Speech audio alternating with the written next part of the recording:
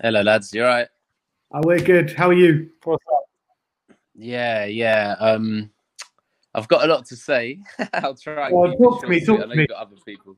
Yeah. Go for it. Um, if you told me yesterday that we beat West Ham 1-0, sorry, 2-0, I'd be over the moon. But there's something that I've realised. I've got a mate. He's one of these guys that lives in London and supports Man United. I hate those type of people. But anyway, One of and he's those. Yeah, all one of those.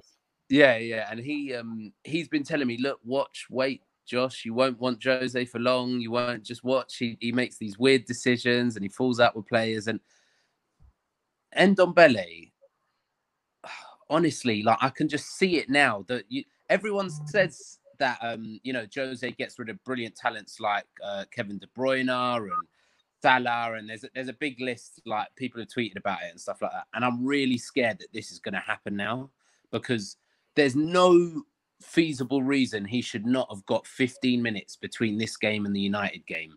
And especially when you can see that we're crying out for that, especially during the United game. We needed someone that could hold the ball, dribble past the man, and pass it forward. That's the reason we conceded, because we went backwards.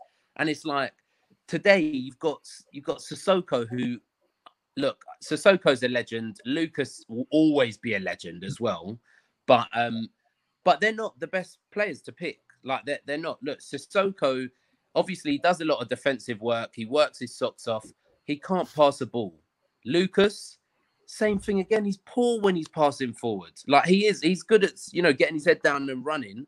But if you literally had Ndombele where Sissoko was, and now this is how I would have done it. I would have put Gio where Delhi was. I would have put Winks at the base with Ndombele and then Bergwijn on the wing. That, like the technical, like kind of talent there, we would have been able to break down West Ham much quicker. And look, I'm really happy with what Jose's doing with the defense. Like, I don't want to be all negative like that. See, Dyer looks like a changed man. He looks like a world-class centre-back all of a sudden. Like, where did that come from? Do you know what I mean? But and Sanchez looks better as well. He's a bit rusty, he's still young.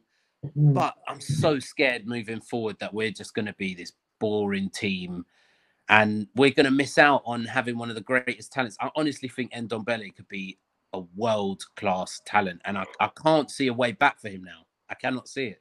But you say you're worried into turning into this boring team. We Yeah. were this exciting team under Pochettino. Obviously, we never won anything. But would you put that aside, the boring stuff, if we actually win something? It's a hard question because short term, obviously, yes, short term, because we need to win something. But do you know what the problem with this is? If we were still a top four team, like say Poch got sacked or he walked or something, and we like 2 years ago when we still had a good squad together, yeah, and then Jose came in to push us over the line and win a Prem or win a Champions League, then I'd be like, yeah, fuck it, I don't care. Give Jose what he wants. But right now we're in a position where the only cups we're going to win, I know we can't be picky because we're Spurs fans, but we're not going to win the league next season no matter what happens. We're not going to win the Champions League because we're not going to be in it. So for the sake of an FA Cup or a Europa League, no, I don't want to give up my Tottenham. I don't. No. Do you know what I mean? I know I sound really passionate. I'm sorry. No, the more passionate the better. But I feel you. I feel you. Go on, Sim. Yeah. Do you really think that having Jose in charge is giving up our Tottenham though? Like there were glimpses of how we can play under Jose today. Like I thought there were times when Lo Celso, Son, and Dele Alli were linking up in and around the penalty area and trying to create things, make things happen. And we were penning West Ham back. And it was only really once we scored, did we really retreat a lot. And then we kind of waited for West Ham to come onto us. And I thought we were quite devastating on the counter once they took the lead. So is it a bit unfair maybe to say that we're losing our Tottenham under Jose? Do you know what I'll say? You're right. It wasn't that he sat back this game or anything. But what I'm seeing is another aspect of Jose that people have warned me about, which is he has his favourites and he picks them. Dele was poor. I love Dele. Dele's actually my favourite Spurs player. He is, honestly, yeah. But he was poor today. You would have seen that in training. He didn't deserve to come in for even Lamela, who was, you know, poor in the final third against Man United. But what I mean is, Jose, not only does he have the boring football, but even if we are going against a lesser team, he's going to pick his favourites. There's no need for Lucas, our most unproductive attacker. If you look at the stats, he's the most unproductive one. He, you know, even Lamela, goals per game is better than Lucas. Like, there's no reason to pick Lucas over Bergwijn, who just, and the fact that he basically said that, he basically said last game that Bergwijn only started because Lucas got a knock. So we wouldn't have got that brilliant goal. Like, that's what I'm worried about. He picks his favourites, just like he didn't want to pick Pogba and all that sort of stuff. I'm sorry to sound so negative, lads, but I'm happy we won. I'm trying to be positive. I'm happy about the defence. That looks amazing. He's doing his job there. But, you know, the team's easy. It's easy to see what team would have done better against a lesser opponent. Like Ndombele against that West Ham team that's just sitting back, he would have ripped them apart.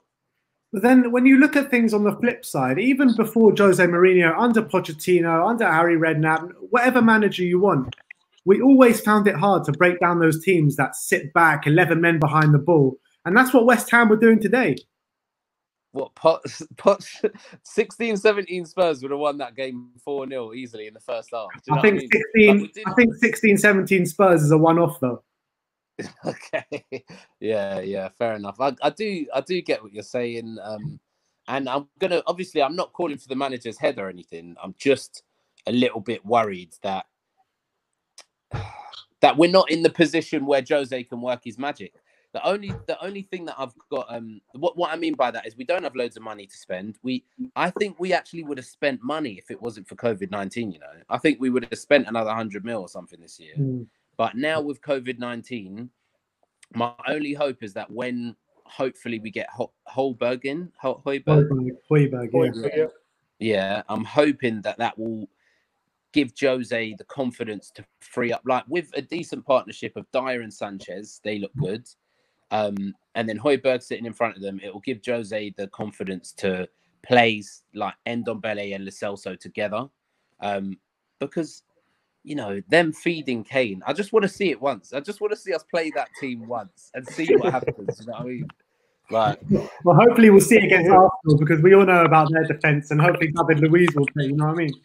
But I want to hear a positive from you. Who was your man of the match today? It's got to be Lo Celso, because he could have had 3 assists. He had the Son one that got chalked off, and then Harry should have buried that other chance, which, you know, I'm glad Harry scored though. Yeah, it looked like a weight off his shoulders, didn't it, when he scored?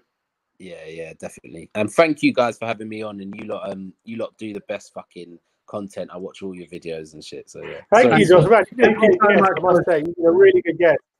Yeah, really good guest. Please come on next week. Please come on. Yeah, I just leave you one thing, Josh. Romario Galvin says you look like a young Dele Alli. I'm older than him. I've got 2 kids. You're older than him. You look like an old Dele Alli. Yeah. All right, lads. All right, thanks a lot, Josh. Absolute pleasure. You too.